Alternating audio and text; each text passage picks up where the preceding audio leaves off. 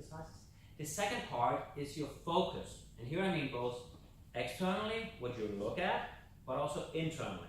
And in this one, we're just going to focus on the external parts. There are essentially two ways you can look. You can have what we call foveal vision, meaning you focus on one specific thing, and that's quite stressful if you just really focus on one thing. So that's typically a bad idea when you do public speaking. The other kind of vision is what we call peripheral vision, where you kind of take in everything. You're more relaxed, you're on your zone, right? Okay, I know what's going on around me. You can still have eye contact, connect, but you still know what's going on in the room. If you want, please raise your hand if you once couldn't drive a car and now can. Do you have a driver license? How many knows how to drive? Okay, so those of you that don't, I'm going to give you an example in a little bit so you can use this, but this is for people who know how to drive and have learned this. You go back to your first lesson when you were learning to drive. You remember that was a bit stressful? I remember you had all the pedals, the mirrors, and there was so much to focus on, and I was always actually foveal vision because I didn't want to hit anything, so I was always like looking, I hope my car is not hitting anything. So that tended to make me stressed. But now that I'm an experienced driver, I'm relaxed. I kind of like look out the windscreen and I'm relaxed. I take in everything. I know the people that are passing on the bike lanes, and you follow it. So when you are doing public speaking, imagine you are looking out the windscreen. Like have that view where you are relaxed rather than focusing on a few things. Okay? Does it make sense a little bit? If you don't drive, maybe you do sports, play a music instrument, you're also in flow, you're in the zone, you feel good, hopefully. So for instance, when I play football, I don't just look at if the ball is coming, I don't just look at the ball, I'm taking notice of everything that's happening around me. Because if I was only focused on that, it would be like too conscious of a skill. The good things come from the subconscious when you're relaxed, you just let it flow. And that's why you have to memorize it. So you can relax in your talk. You know that it will come to you. You have practiced it several times, right? Because if you're always thinking, what's going to go? What's the next thing? And you're nervous about that. So be in peripheral vision, be in the zone, be in flow. That's the F. Feeling great. All right, I can't find a pen.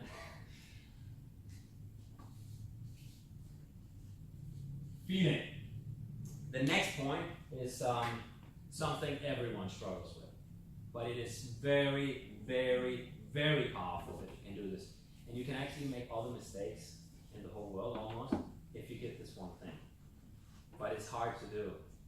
It's not, for most people at least, it's not just you get up on stage and boom, I got it. You have to try it several times. And even very experienced speakers are still struggling with this. I struggle with it every time. I love doing this talk because this helps me to learn this as well. So the E stands for ego, meaning you should be yourself. You shouldn't be anybody else.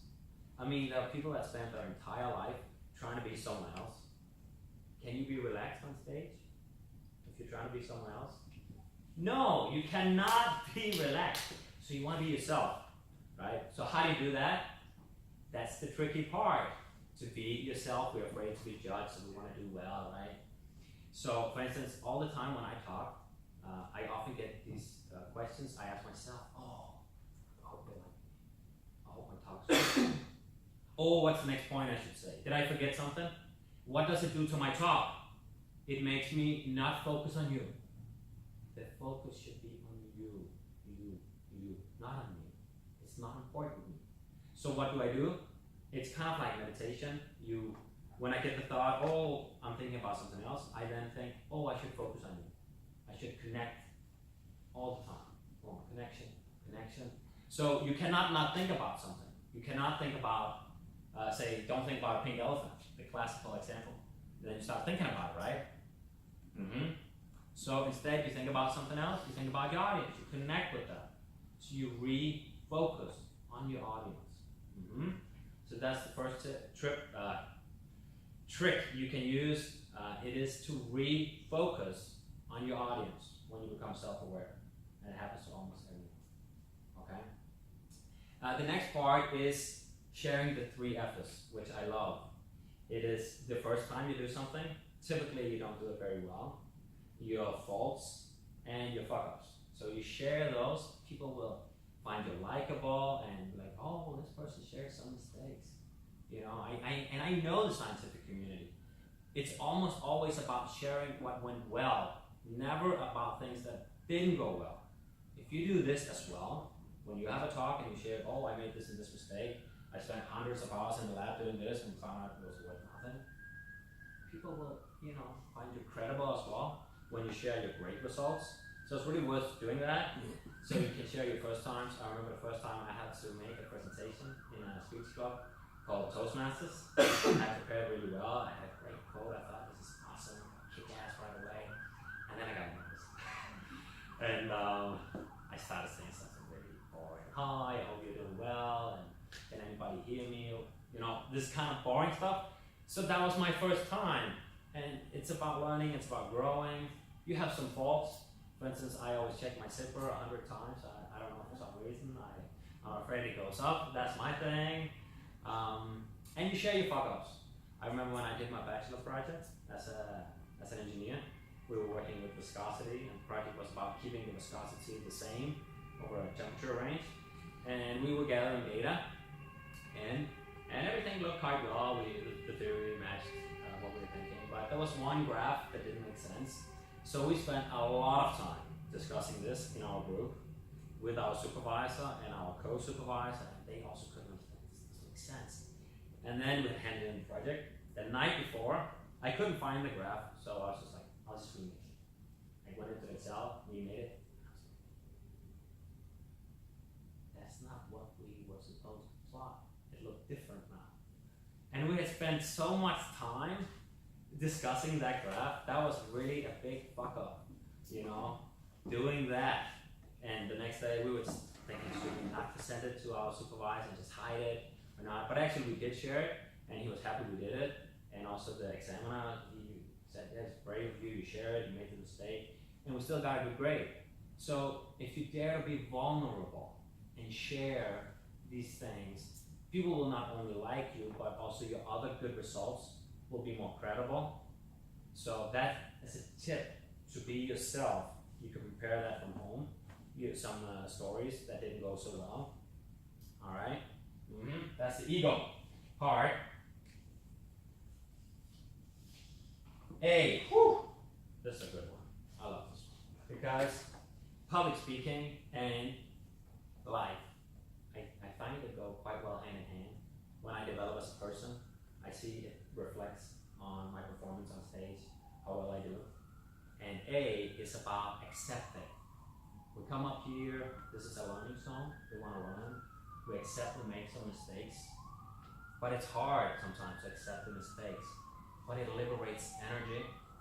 I'll tell you a little personal story that's not directly related to public speaking, but the first 20 years of my life, I had a lot of struggles with my dad and a lot of fights, so I was doing a lot of things to get his love, appreciation.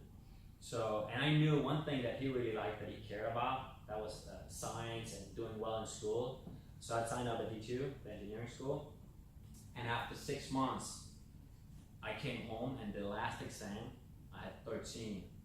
That was like, that's, you know, we don't have that skill anymore. It's just like a 12 of 12, really good. So I was so proud, and like, finally I can tell my dad, and he'll be proud of me. And that is the moment. So I remember we were standing here in the hallway. I come home for the winter break. The coats are hanging here, the door's here, and I look him in the eyes. And now's the moment. The heart's beating. Oh. And I said, Dad, I got 13. And you didn't think I could become an engineer. And he looked me in the eyes. He says, no, I didn't. And I'll walk out that door. Take my coat. He goes into the kitchen. Of course, I became sad. It was not what I had wanted. But it gave me energy.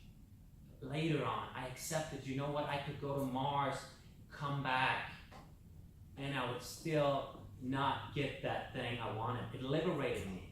So when you come up here and you accept your mistakes, and you take it in and say, this is a learning zone, it's an experience, you become more free. I want you to be free up here. So you are yourself and you accept that. And another story actually related to public speaking is about 8 months ago we had a speaking job. And that was not a good experience. I remember there were about 100 people, CEOs, entrepreneurs, and I have twins. They're about, at that time they're about a year old, and a daughter, she's 4. So sleep is not like big on my program. And we had a morning meeting, so that's at 7. So I thought, you know what? I'll sleep as much as possible. I'll skip this part. I'm okay. I'm pretty cool. I've done it before, right? And I get to the venue. Those nerves are coming, but I'm telling myself, Aska, you have done this before, you're experienced, you can do it. And I'm sitting at the table together with Aska, and I'm first on, and I said, Aska, I'm nervous. And he says, it's the cortisol. And I'm like, I am fucked because I didn't do 1 month feeling good, and I had to go through it. It was not a great experience. They were tough on me. They didn't agree with me. And afterwards, I took an apple from the buffet, and it just went out on the street, and I just threw it as hard as I could on the floor because I was so angry at myself. I hadn't warmed up. It's not okay not to do. I wasted that time, and for myself, it was also not okay.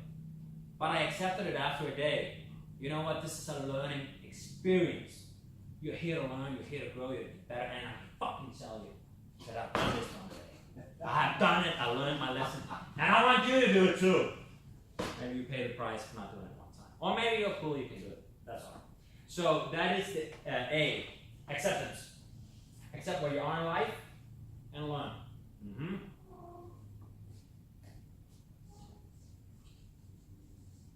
Yeah, another good thing actually is accept that fear. You cannot run away from it. It is impossible. The amygdala is so strong. Boom, I just keep pounding signals to you. Boom, you know all this way better than me. So give it love, hug it, embrace it. In fact, I want you to stand up and give a person a good hug. A good hug. Not a baby hug. Like a big brilliant hug. Spring here.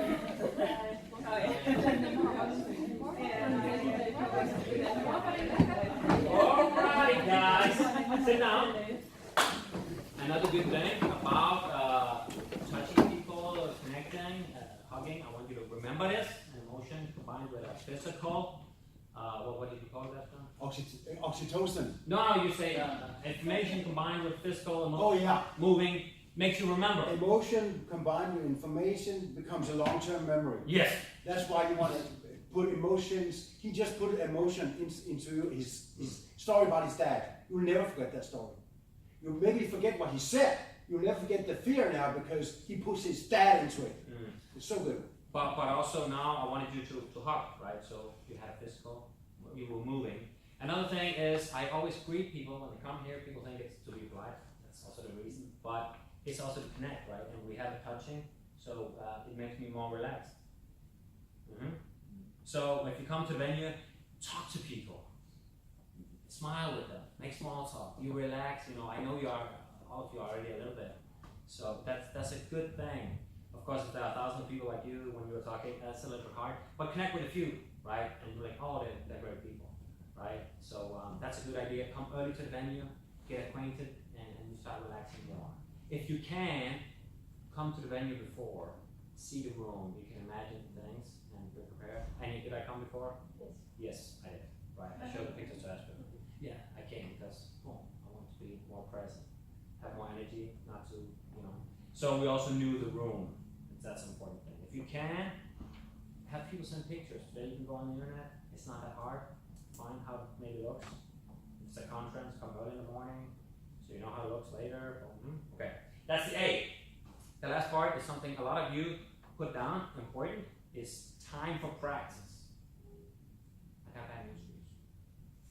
I cannot give you more time.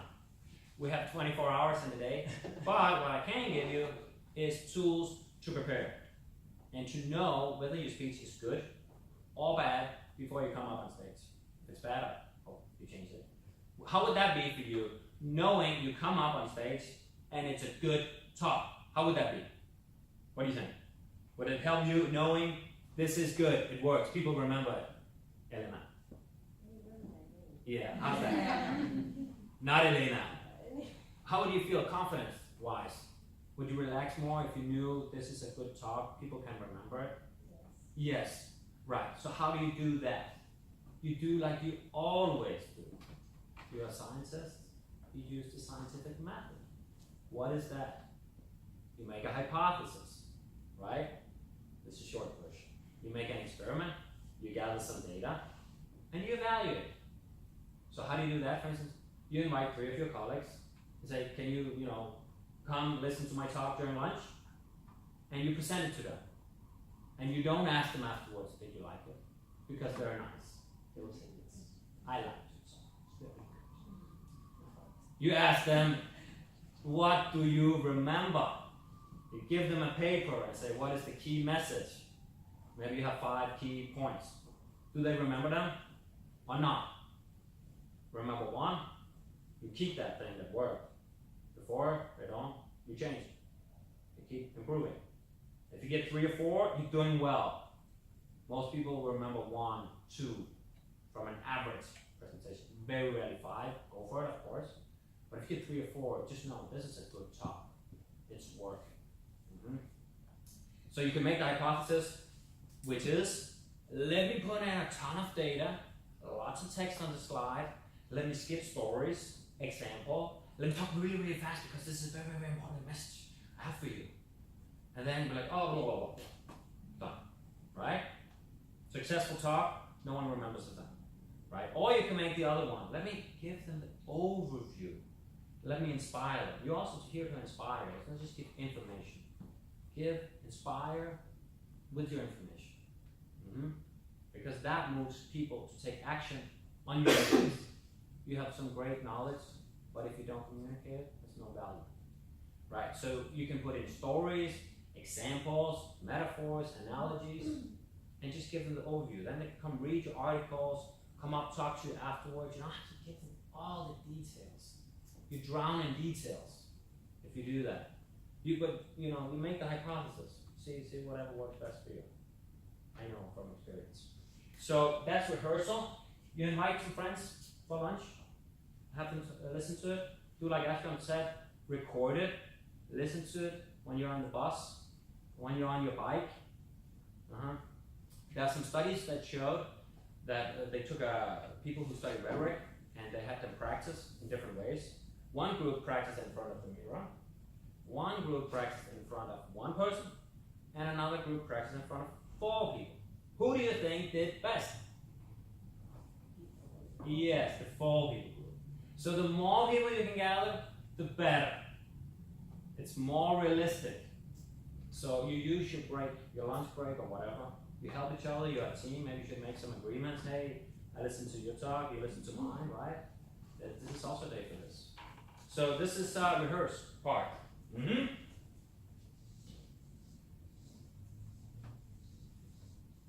Yeah.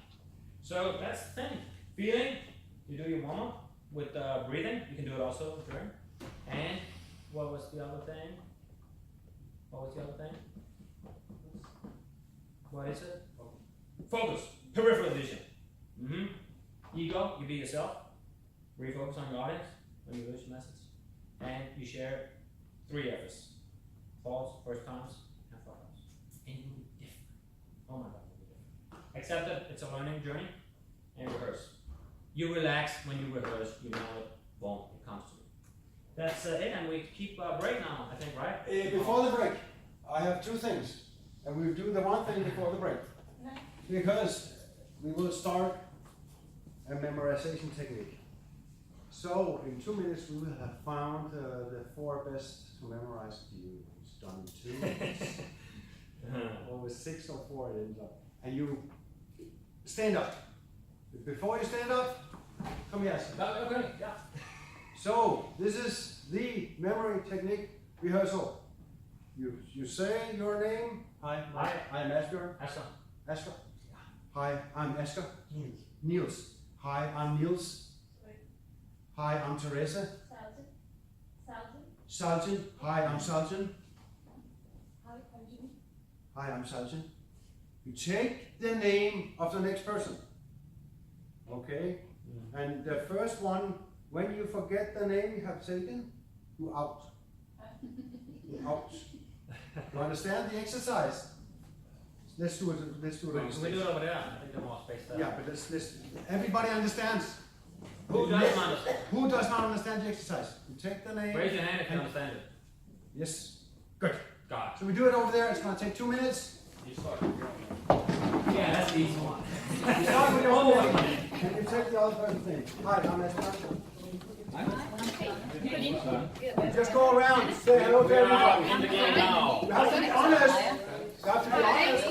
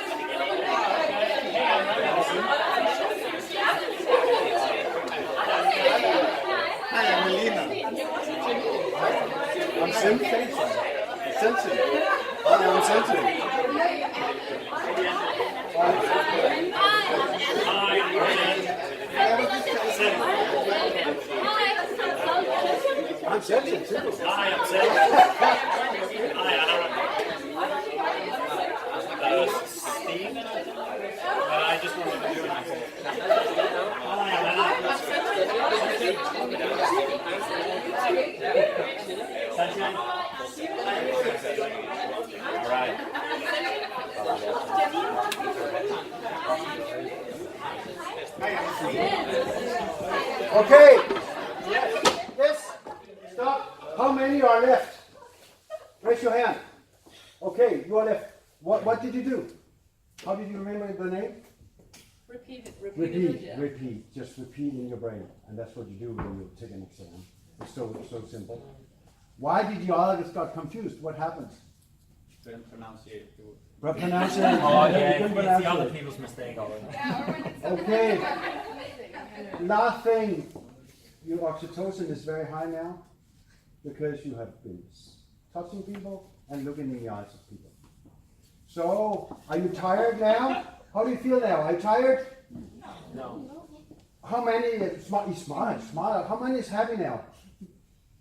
See? See what it does just to stand up and look other people in the eyes. When you do your workshops, when you do your presentations, always start with an exercise like this or with a quotation. If you feel that the audience are very tired and they don't really want to be there, get them out on the floor and do this exercise. Okay? Yes. So break. 10 minutes break. 10 minutes break. 20 back.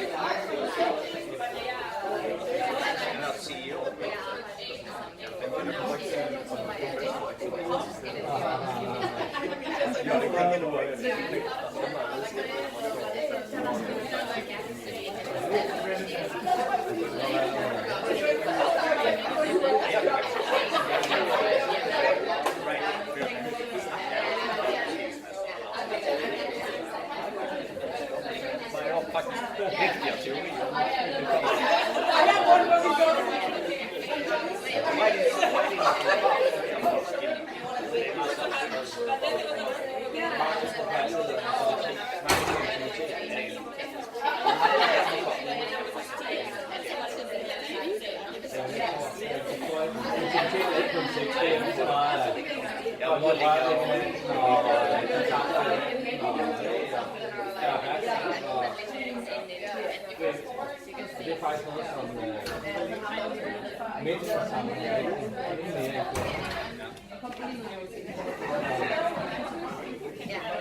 Det er så selvfølgelig to gamle klassikere med kommunikation